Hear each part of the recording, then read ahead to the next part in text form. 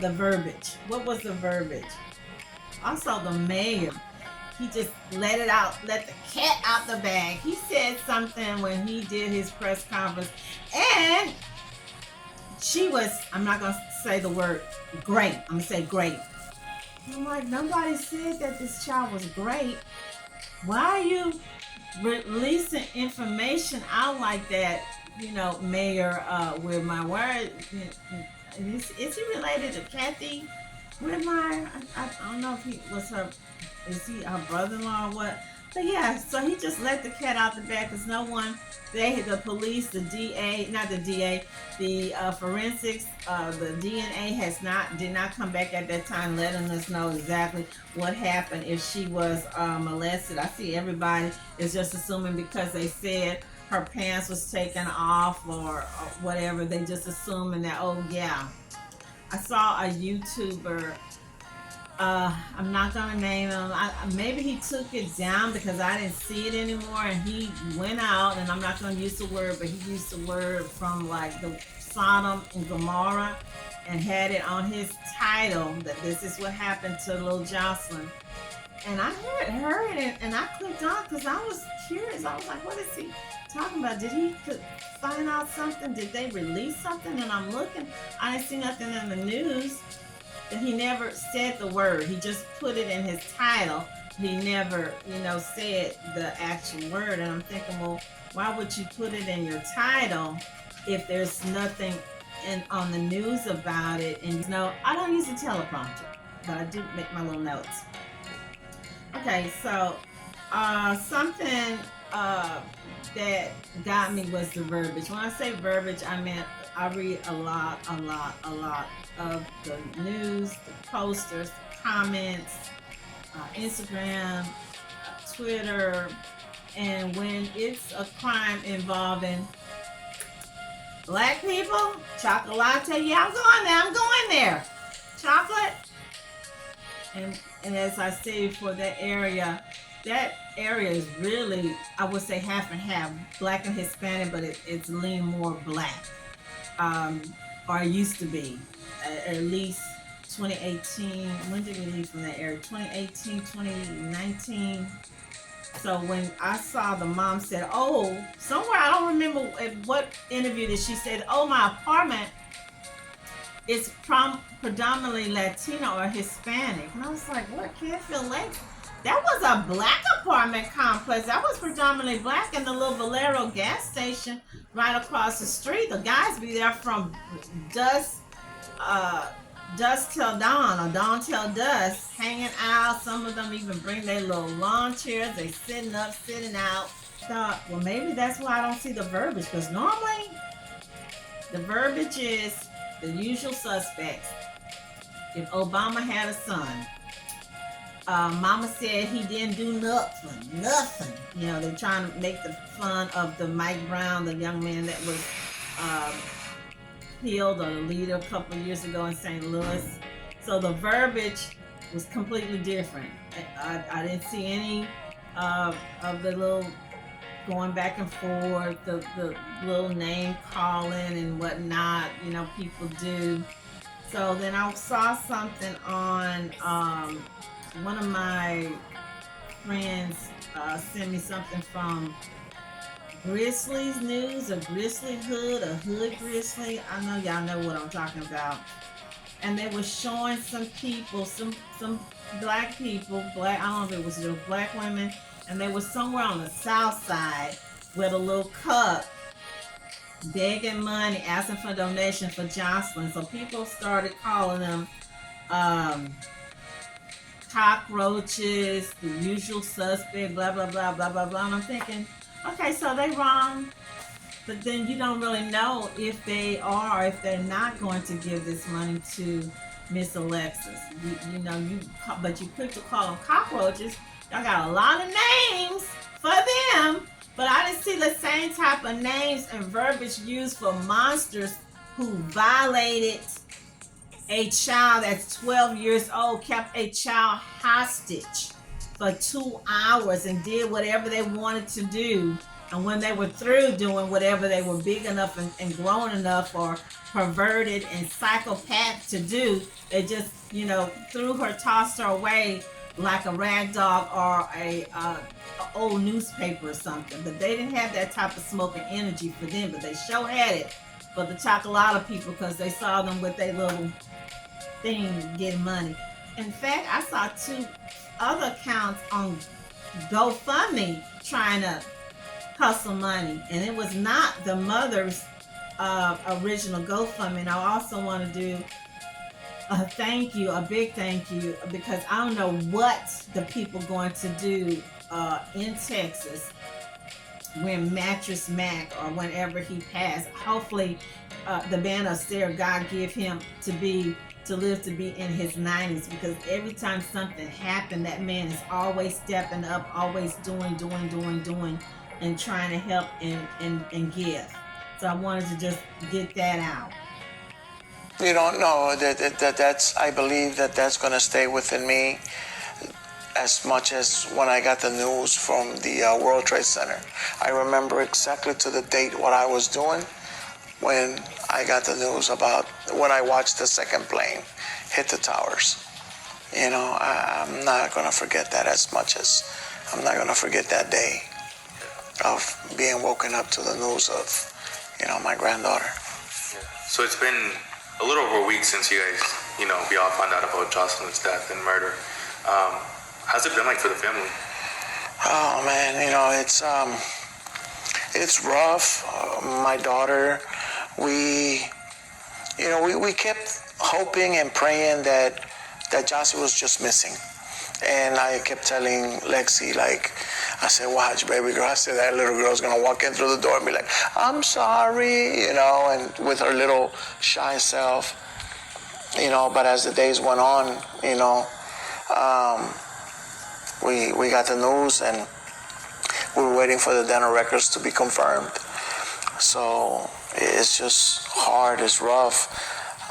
And even now, we met up at the cemetery. Without speaking to each other, we just both showed up. And just to go spend some time with her. And it's going to be almost impossible to get rid of this feeling of lost, she was going to be a beautiful woman. And she was very determined. She would have accomplished anything she wanted, So it's rough on everybody, on my daughter, on her mom's side, their grandparents on that side. It's rough on everybody. And I know we're finding out just horrific details. It seems like, things are being confirmed. What have you heard from the district attorney's office and everything regarding the investigation and the forensics? Well, according to the DA, she told my daughter that they got the results yesterday afternoon, and that they were waiting to so that they could explain to us better, some way, somehow. Well, the news got out. So as of now, we just know that the tests are positive. Positive for sexual assault. So bittersweet news, because then now we can focus on, whether it's the death penalty and the bond goes out the window. So that my biggest fear was that, getting into politics with Venezuela versus U.S. and, their president over there has the means to get these boys out. And that was my fear, but with this new evidence that's come up, that fear is, somewhat gone. That she wanted to be a superstar. And so I think that we need to continue on her dream, and under the circumstances, which are not the greatest, she will become a superstar. She was already a star in our lives, but now we're going to make it worldwide. And with former President Trump reaching out, my blessings to him, and God bless him as well. And, I understand that this has gotten so much attention that it will probably be a political base, right? But I want them not just to use my granddaughter as a political base, but to know her name. It's Jocelyn Nungaray. And just, and just help us get everything achieved for Josie. That not happen again to another family. Right. That's exactly what we want. This is actually the consequences to the open water. It should be prevented. And you said it yourself, that it is being politicized, but at the end of the day, we're talking about a human life here. Correct. Jocelyn Nungaray, as you just said. Just confirming again, the district attorney, those forensics did come back positive. So now, did they provide any more details on how they'll move forward with the case? No, I don't know anything. The DA called my daughter, and I haven't touched base with her today on what the next step would be. But I'm sure that we're going to want to expedite this. That way we can just remove the bond, and then just it's something that, again, my daughter and I, we're going to have to, the family, we're going to have to sit down and, like my wife said, if we give them the death penalty, to my understanding, they'll be segregated and be 23 hours lockup, 1 hour son, but they're living alone.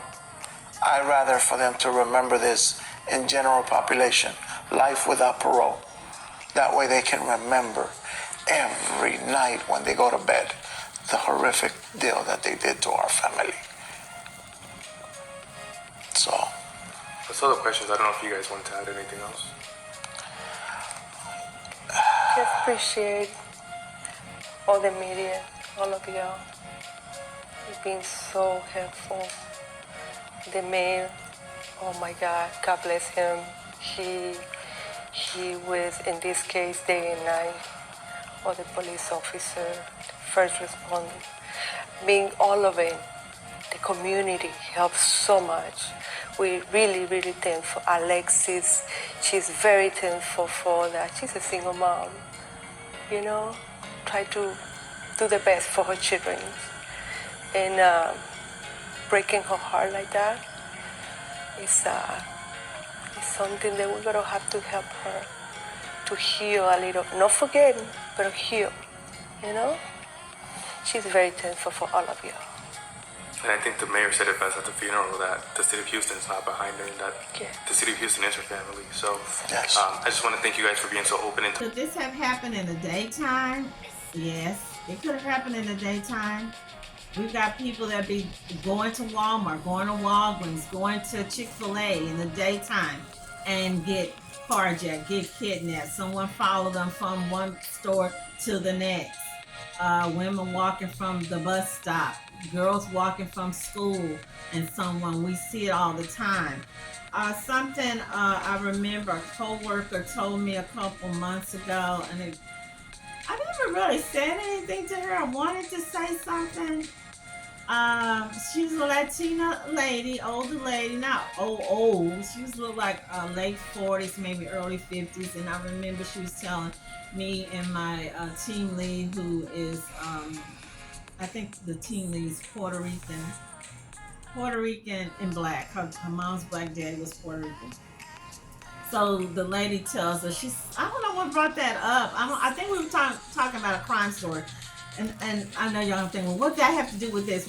I'm going back to what I was saying about the area, the demographics for the area. So she said, well, my grandmother would tell us that we got to watch out for black men. When we were growing up, the Mexican grandmothers would tell their daughters, their granddaughters, watch out because black men are rapists. And I don't know if y'all been in that position where you just kind of like looking at a person, your mouth is like wide open, like, did you say that? I mean, what do I say? I want to say, really want to cuss your butt out. Really, I probably want to just, slap your butt. And I was like, And I said, "Look," and then she heard him say, "Oh, and I'm married to a black man, and I have 2 black sons." And I'm thinking, well, you didn't listen, you didn't learn, or whatever. How grandma feel about that? But you married, so I was like, that's weird because um I lived in a predominantly Hispanic area. Our family for like the last 15 years, and I don't ever remember anybody tell. I guess they wouldn't tell me. I don't know. Maybe it's just like you remember that little commercial. It's a little Chinese secret. Maybe it was a Mexican secret that we're not. I never heard anybody tell me. Oh, we gotta watch out for them black men because some black men are rapists. They out chasing after Mexican women. So when this story first broke, I remember one of my sisters called. She said, "Oh, I think this is a little black girl. I think it might be it." And I said, "Well, I don't know." I said, "I'm looking, I'm reading. I don't see anybody saying anything. I haven't seen a parents and not given a name." And then when they finally showed the video, I was like, "Oh, okay. So now maybe it's something we missed uh, through translation that the people had already knew." Again, that's why we hadn't heard the little jokes about my baby didn't do nothing, and it's not one of the b boys that hang out at the Valero gas station did it. So no, none of the and I was already warned about Canfield Lakes because one of the team leads at another job I worked, he was from New Orleans and he moved away from that area and was telling us that it was a bad area and that they were buying a home and Canfield Lakes had just really gone down. Jocelyn, I saw this is from CNN. She liked Harry Potter, which most kids love Harry Potter. She loves Stranger Things, Twilight. Um, Okay, so I gave you pretty much the history of the area. This place is a food desert. There's nowhere to buy groceries, especially since they closed the 99-cent store. They closed the Kroger's down there on Greens right at 45. They closed that down like about, 5 years ago maybe, and then the 99 cents. So I personally called HEB and some other places asking about them getting a grocery store, and whoever picked up the phone at HEB, she was like, "Oh, you mean a Joe V's? You mean a Joe V's?" I'm like, "No, no, no, not a Joe V's. There needs to be a grocery store where the people can fill their prescriptions, get birthday cakes, whatnot for the kids, because you got a lot of senior citizens in that area raising their kids, grandkids, whatnot. They're having to walk a long distance. Everybody don't have transportation, blah, blah, blah. As today, still no grocery store in that area. The skate park is about the only thing I see, but it's not providing any food. And the people that's using the skate park, they don't really even live in the area. They come away from another area, maybe a higher income area, which to me, I thought that was kind of dumb when they was building that place. Why are you building it here? And not something like a water park or a skating comment. Of course, I read the comments. Someone made a comment that they saw a young girl in the area that would hang out or would talk to these guys or talk to one of the guys. So I don't know if Jocelyn, I see a lot of stuff have been left out. I was trying to read some more about these guys, what happened when they went to court, and what they found on the rape kit. Or are they going to give us any kind of information? But a neighbor said that they would see a girl. Someone else said that these guys was catcalling the women in the apartment complex. So because there were some bad, no good, trifling, nasty, raggedy men. Okay, who to blame? Who can we blame? Let's get to the comments. What some of the people said. Some of my family, some of the people from the church, one of my co-workers, one of my friends who on the daycare. I want to go back to who to blame. Okay, someone said, don't blame the mama. Leave the mama out because you guys don't know what the mama been through. You don't know what's going in the home. One of the ladies talked about how when her child passed, she was just in a miserable state. She couldn't work. She couldn't cope. People was blaming her or indirectly blaming her. Then the other lady agreed, said the same thing. No, we're not going to blame the mom because we don't know. Because at the end of the day, you can tell these kids all day long, even our young adult kids, all day long, don't do this, go right, they go left, wear red, they wear blue. uh, don't turn the oven on. They turn the oven on. Don't touch the oven. Don't touch the snake. They touch the snake. Don't come in. Be in by 12, and they come in at 2. I don't like JoJo Blow. Don't date him, and they still date him. I don't like Sarah Sue, and he still dates Sarah Sue. So you can tell the young and the old all day long, and they still go out and do whatever they want to do. And not all cases. In some cases, the people learn. In some cases, no. Who I'm gonna blame? I'm gonna put the blame on the apartment complex to a degree. Yeah, somebody was trying to put the blame on the cashier. Of course, they had to blame. They had to find a way to blame the black guy, right? Yeah, I saw the cashier was talking at the 7-Eleven, and he said that the young lady come in a couple times. He knew her. I wish he would have said more. Was she coming in at night or was it during the day? Did he know her? People were saying that they felt that he should have done something. He should have done more. I asked one of my friends, what's it? Oh my gosh. Well, and they were like, no, that's not his job. He doesn't know if she knew these guys, if they were her uncle, if they were her cousin, if one of them was her daddy. He's trying to ring up sales. He doesn't have time to go out and run and file and look and see and all that. That is true. But that's also, I want to go on. That's the difference between a woman and a man. I would have seen this girl or any little girl out at night, 10, 12, or whatever the time it was.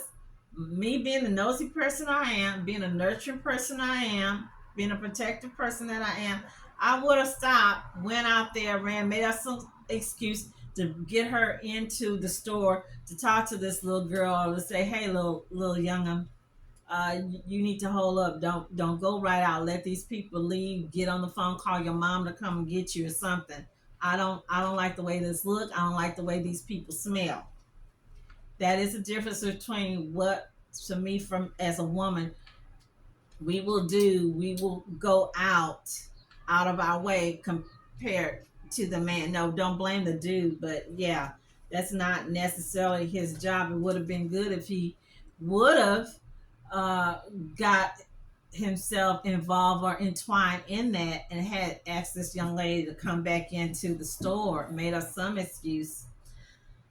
Who do I blame? Governor Greg Abbott. That's right. I blame him. Just like y'all blaming Biden, and they got this picture of Biden with his hand with red blood on it and all that. Yeah, I blame Greg Abbott.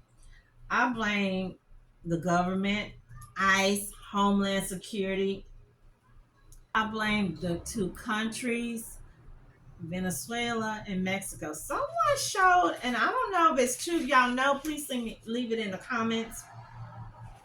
They said that Venezuela, people are saying that Venezuela has basically opened up their jails, their prisons, and releasing these guys. That's why you see all these single men come out. I'm not seeing families, and they bringing them here to the U.S. That's what I saw. Okay, I want to go about what if she would have survived. Okay, let's say she would have survived. She could have, got up, start walking. I've heard of that happen where the people walk right into to traffic.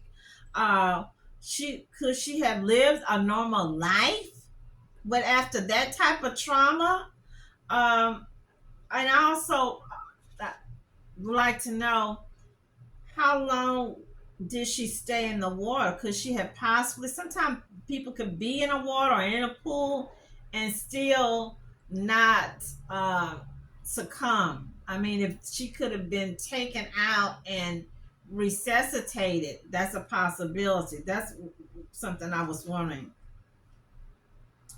What would have happened if the boss wouldn't have called the police? Because remember, here they're saying, how did these darn freaking devil werewolf, and they do look like werewolves, y'all.